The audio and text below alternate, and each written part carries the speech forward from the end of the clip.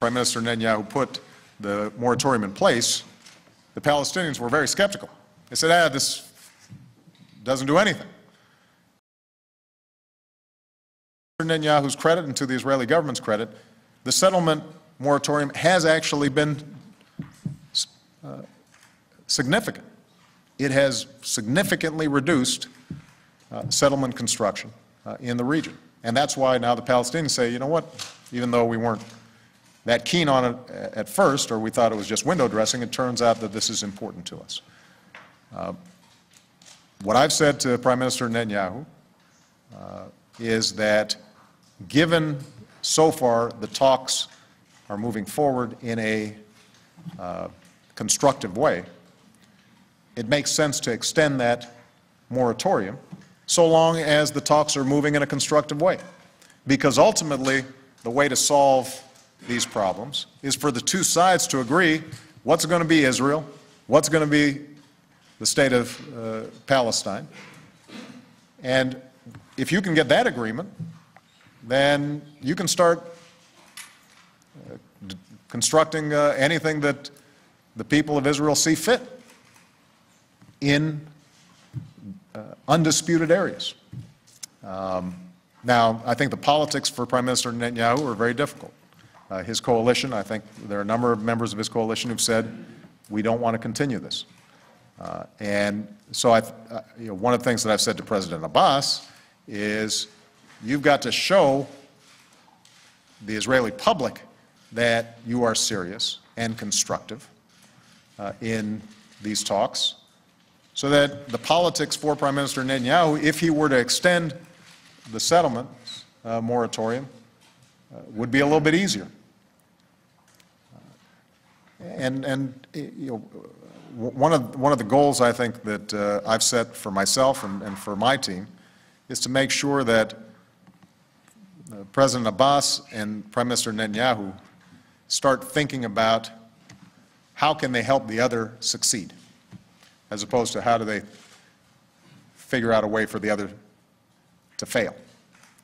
Because if they're going to be successful in bringing about what they now agree is the best course of action for their people, the only way they're going to succeed is if they are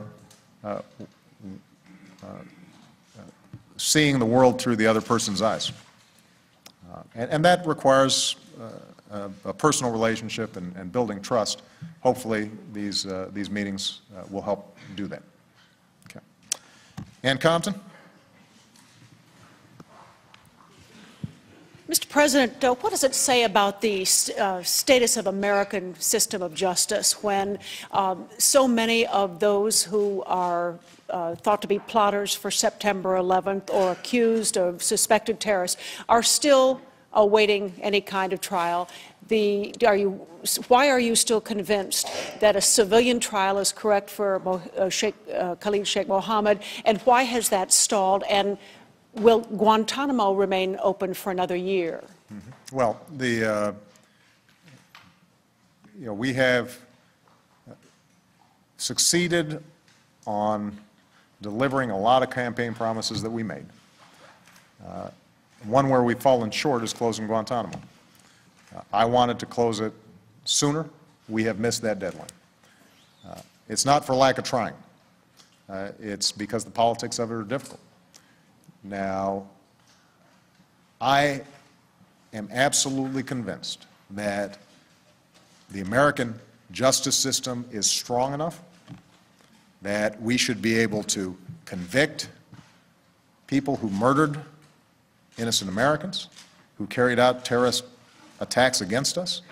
We should be able to lock them up and make sure that they don't see light of day. We can do that. We've done it before. We've got people who engage in terrorist attacks who are in our prisons, maximum security prisons all across the country. But this is an issue that has generated a lot of political rhetoric, and people understandably are fearful.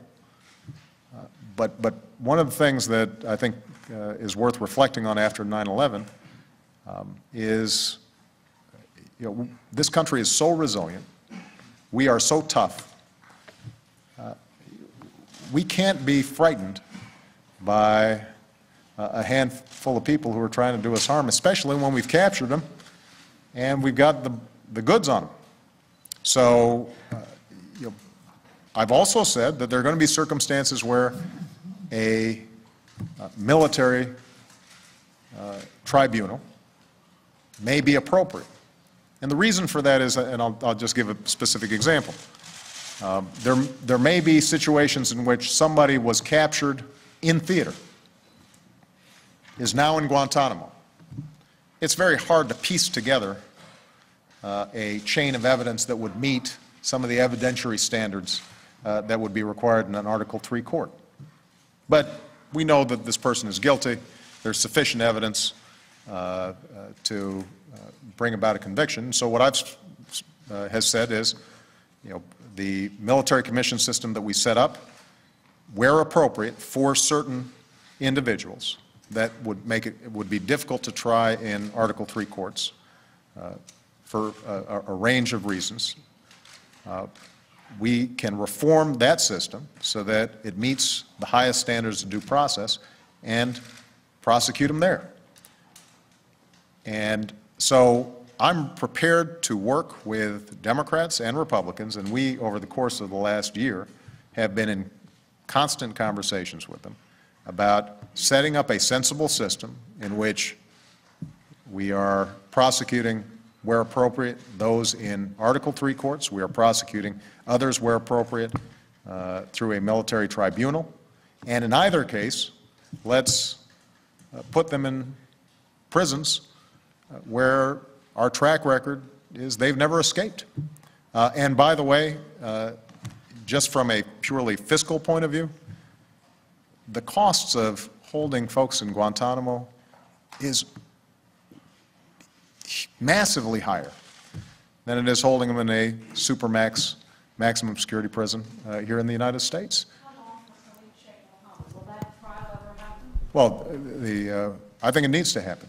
And we're going to work with members of Congress, and this is going to have to be on a bipartisan basis, to move this forward in a way that is consistent with our standards of due process, consistent with our Constitution, consistent also with our image in the world of a country that cares about rule of law. You can't underestimate the impact of that. Al-Qaeda operatives still cite Guantanamo as a justification for attacks against the United States. Still, to this day.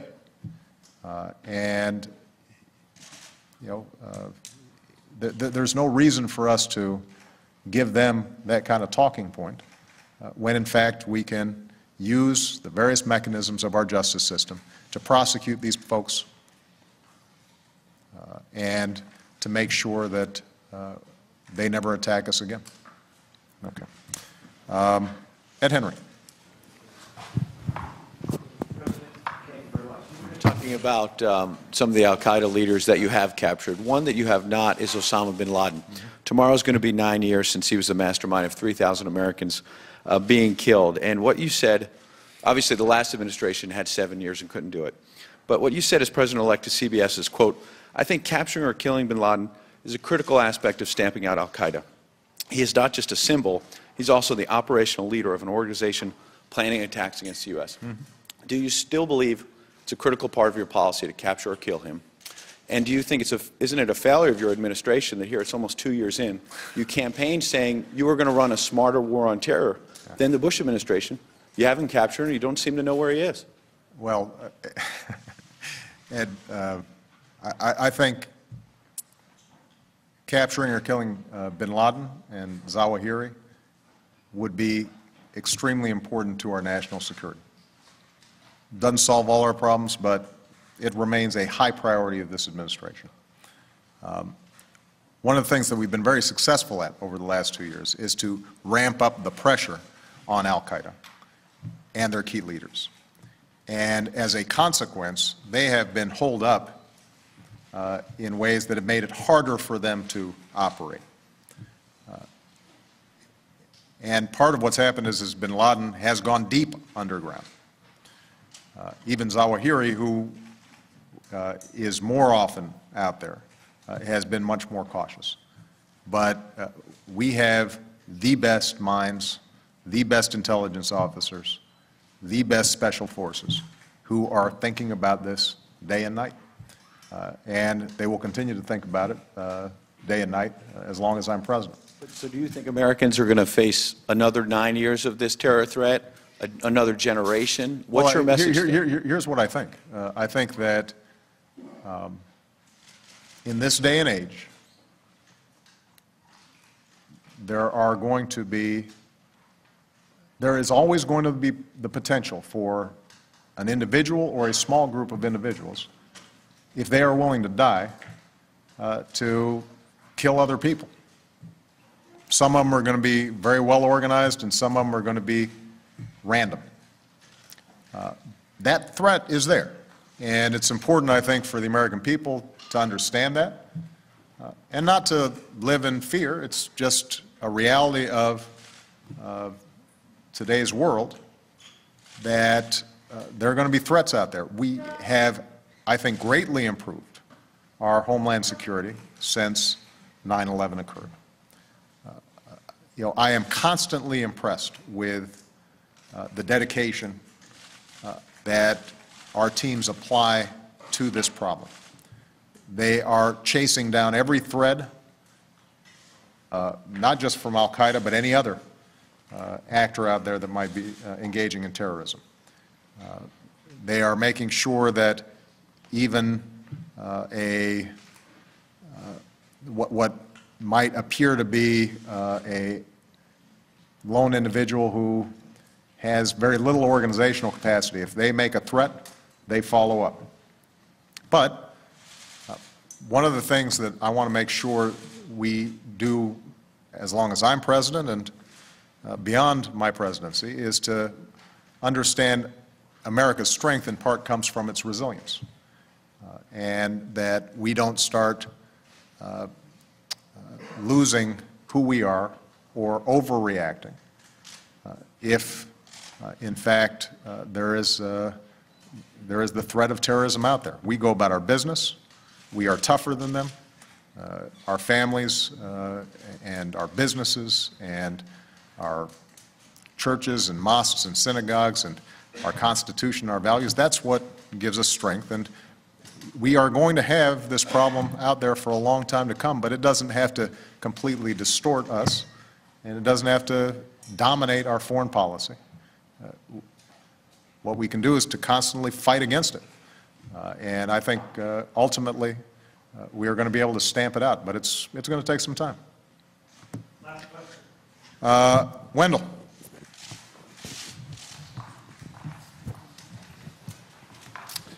Thank you, Mr. President. I wonder if I can get you to weigh in on the wisdom of building a mosque a couple of blocks from Ground Zero. We know that the organizers have the constitutional right. What would it say about this country if they were somehow talked out of doing that? And hasn't the Florida minister's threat to burn a couple hundred copies of the Koran, hasn't the threat itself put American lives in danger, sir? Well, on the second, on your second question, there's no doubt that when someone goes out of their way to be provocative in ways that we know can inflame the passions of over 1 billion Muslims around the world, at a time when we've got our troops in a lot of Muslim countries, that's a problem. And it has made life a lot more difficult for our men and women in uniform who already have a very difficult job. With respect to the mosque in New York, I think I've been pretty clear on my position here, and that is that this country stands for the proposition that all men and women are created equal, that they have certain inalienable rights. One of those inalienable rights is to practice their religion freely. And what that means is that if